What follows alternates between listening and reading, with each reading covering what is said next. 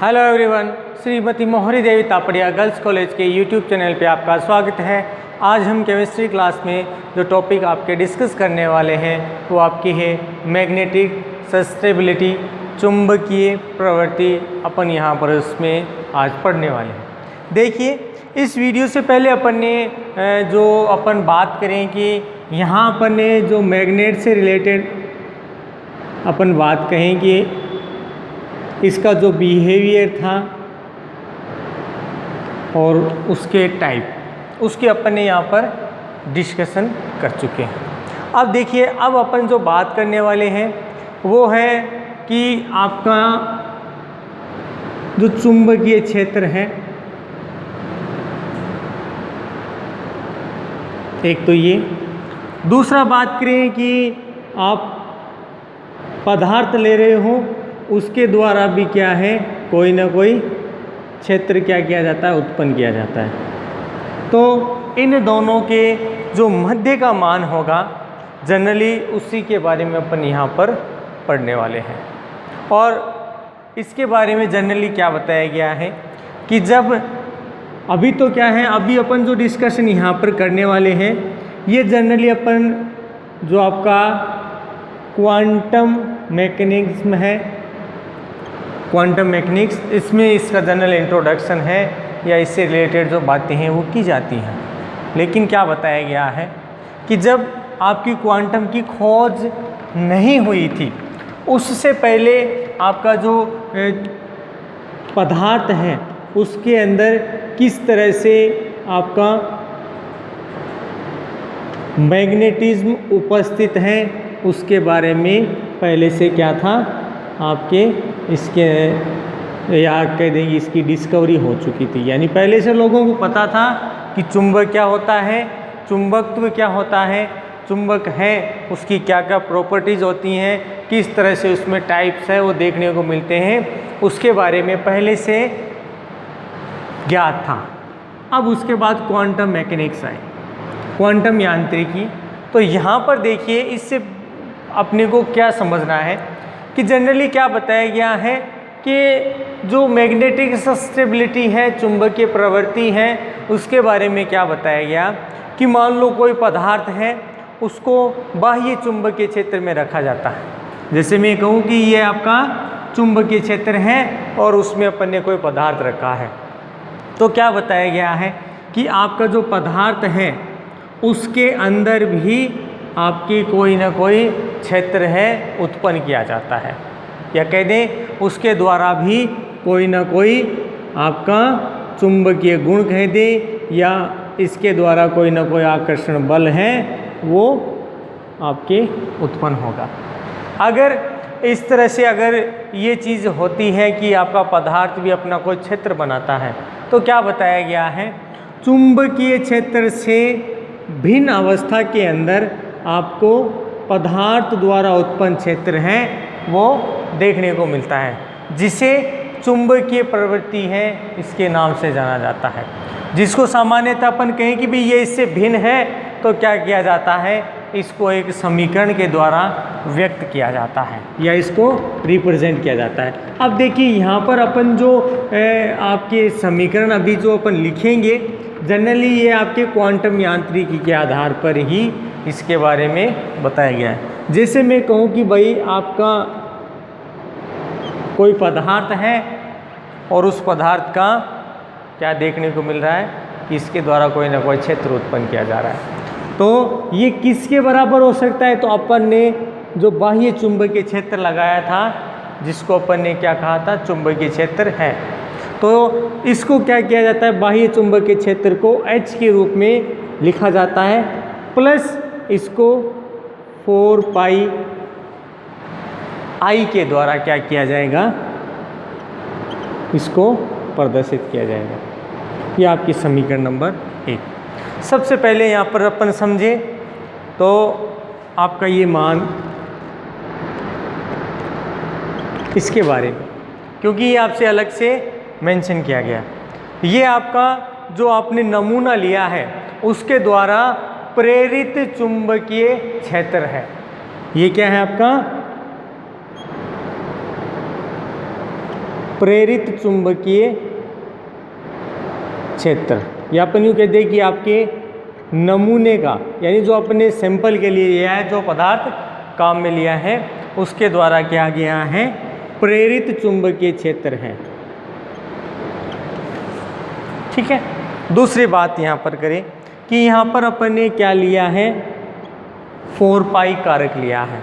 ये क्या है, ये इकाई ध्रुव के द्वारा जो परिणामी मान प्राप्त होता है, ये 4 पाई उसके लिए होता है कि जनरली अपने क्या देखते हैं कि आपका जो चुंबकीय क्षेत्र है वो किसी एक विशेष दिशा की ओर या विशेष ध्रुव की ओर क्या हो रहा है, बढ़ रहा है।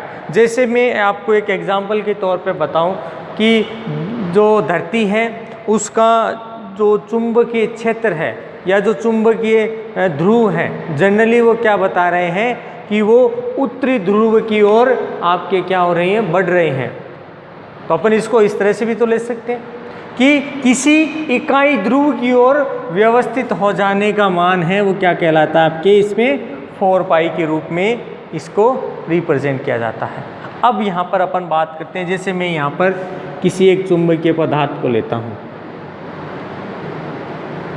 तो इसमें ये इस तरह की जो चुंबकीय बल रेखाएं इसके द्वारा क्या की जाती है, पदार्थ द्वारा उत्पन्न की जाती है। तो जनरली क्या है, आपके किसी विशेष पोल की ओर क्या होंगे, यदि व्यवस्थित होंगे, जनरली आपका नॉर्थ पोल या उत्तरी ध्रुव है, उसकी अगर और क्या होते हैं, विन्यासित होते हैं, तो इसको इस तरह से रिप्रेजेंट किया जाता है। नेक्स्ट यहाँ पर बात करें कि आपका जो आई है ये, तो ये आपके कहलाती है मैग्नेटिक इंटेंसिटी, चुंबकीय तीव्रता कहलाती है। ये क्या है आपके, किसी पदार्थ की चुंबकीय तीव्रता, मैग्नेटिक इंटेंसिटी। और क्या बताया गया है, ये प्रति एकांक क्षेत्र में कह दें या फिर किसी आपके आयतन के लिए कह दें, क्या बताया गया है कि ये प्रेरित चुंबकीय आघूर्ण के क्या होगा, बराबर होगा। मतलब क्या है कि ये आपका चुंबकीय क्षेत्र की तीव्रता आई है वो किसके होगा, प्रेरित चुंबकीय जो क्षेत्र होगा उसके बराबर होगा। तो इसको अपन इस तरह से लिख सकते हैं कि अब क्या करें कि अपन इसमें समीकरण 1 के अंदर क्या करें कि आपके h का भाग दे दें। मतलब यहाँ पर अपन ने अभी इसको क्या लिया था, ये आपका चुंबकीय क्षेत्र है, तो यहाँ पर अपन क्या करते हैं, इसके अंदर आपका समीकरण 1 के अंदर अपन क्या करेंगे,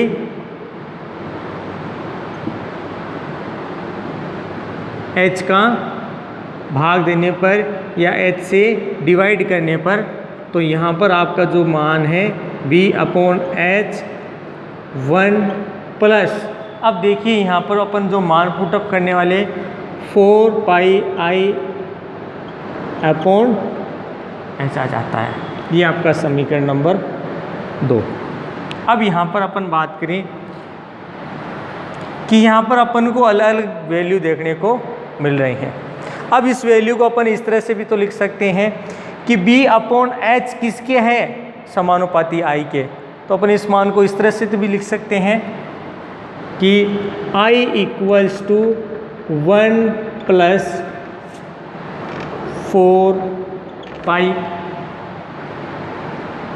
ठीक है। और यहाँ पर ये जो मान है उसको अपन ने क्या कर दिया, कांस्टेंट मान मान लिया। तो इसको अपन इसके द्वारा इस तरह से भी तो रिप्रेजेंट कर सकते हैं कि I/H है। ठीक है ना। तो इस तरह से क्या है, इसको अपन ने रिप्रेजेंट कर दिया। तो ये आपका समीकरण नंबर 3 हो गया। सबसे पहले ये कि भी ये मान आता है, ये आपका चुंबकीय क्षेत्र है जो लगाया गया है। ये आपका पदार्थ का चुंबकीय क्षेत्र कह दें या कोई क्षेत्र उत्पन्न किया जाता है। और जनरली इसके बारे में कहा था कि भी ये इकाई ध्रुव के लिए मान है जिसमें अपन बात कर रहे थे। और ये वाली आपके जो चुंबकीय क्षेत्र की इंटेंसिटी है उसको एक्सप्लेन करें। तो अपन बात करें कि इस तरह से आपका जो मान है या जो वैल्यू है वो यहाँ पर आपको देखने को मिलती है। अब देखिए यहाँ पर अपन बात करते हैं कि यहाँ पर आपका जो K है वो क्या है, आयतन चुंबकीय प्रवृत्ति कहलाती है। यहाँ पर आपकी जो K है वो क्या है, वॉल्यूम मैग्नेटिक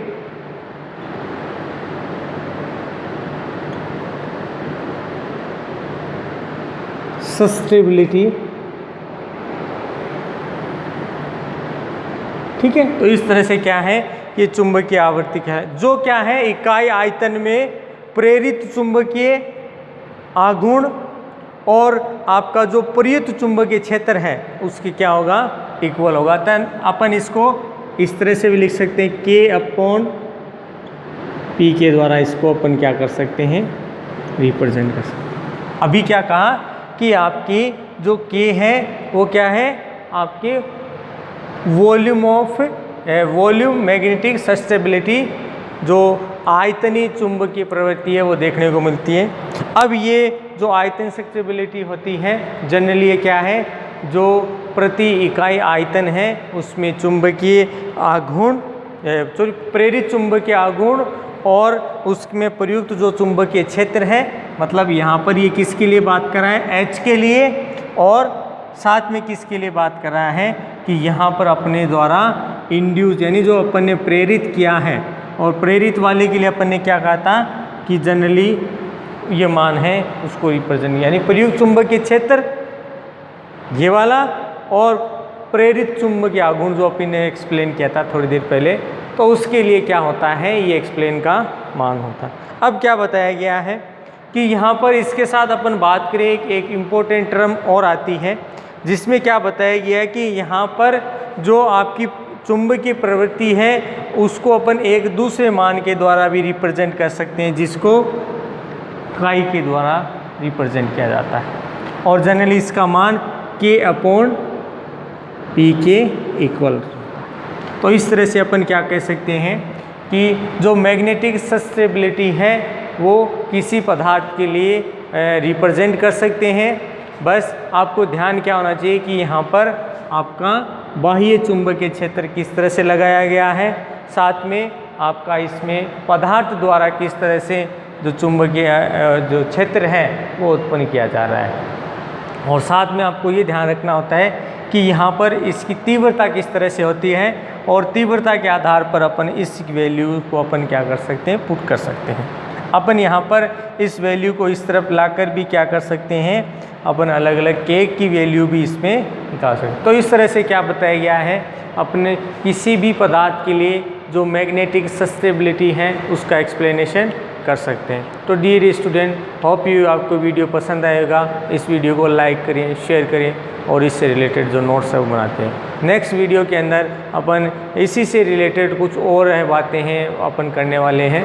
तो टिल देन इस वीडियो को देखने के लिए धन्यवाद।